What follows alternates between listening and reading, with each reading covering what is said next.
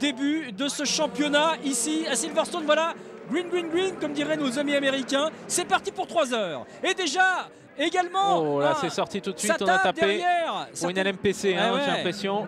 Ouh, il y a l'Alpine Nelson Pensat ici qui se glisse en deuxième position. Départ.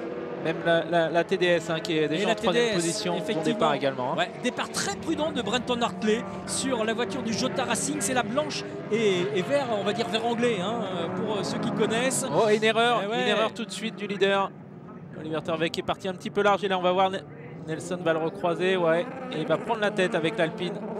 Belle entrée en matière pour Alpine. Et puis regardez derrière également, on se frotte, on se frictionne. Alors, voilà, Alpine en tête.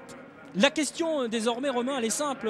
Jusqu'où, d'abord, on peut penser qu'on va avoir droit peut-être dans pas longtemps à un drapeau jaune, voire à la sortie de la voiture de sécurité, parce que quand même là, la voiture n'est pas en très bonne position. Et puis surtout, quand va-t-on décider éventuellement d'aller changer de pneumatique?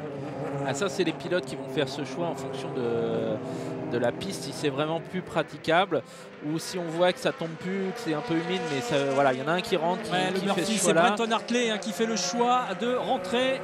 Voilà, on voit quand même que devant, Nelson a l'air assez à l'aise. On le rappelle, on a donné, c'est ça qui est intéressant aussi au niveau stratégie, c'est qu'on a donné le départ sur la ligne de chronométrage qui est donc au niveau des nouveaux stands, mais les stands sont après. Donc c'est-à-dire qu'à la limite, il s'arrête dans le premier tour. Oui, il s'arrête dans le premier tour, exactement. Il attend même pas la fin du premier tour. Enfin, c'est quand même assez étonnant. Mais là, on a vu dans la ligne droite justement des stands, on a vu les voitures passer, ça laissait des traces. Voilà, on les voit là, même dans les stands, on voit les traces derrière la voiture. Donc ça veut bien dire qu'il y a quand même un petit peu d'eau, pas mal d'eau, et on va pas peut-être prendre le risque de rester trop longtemps en slick. Hein. Sébastien Brière, justement, et le bout de scène Gignon Racing qui décide de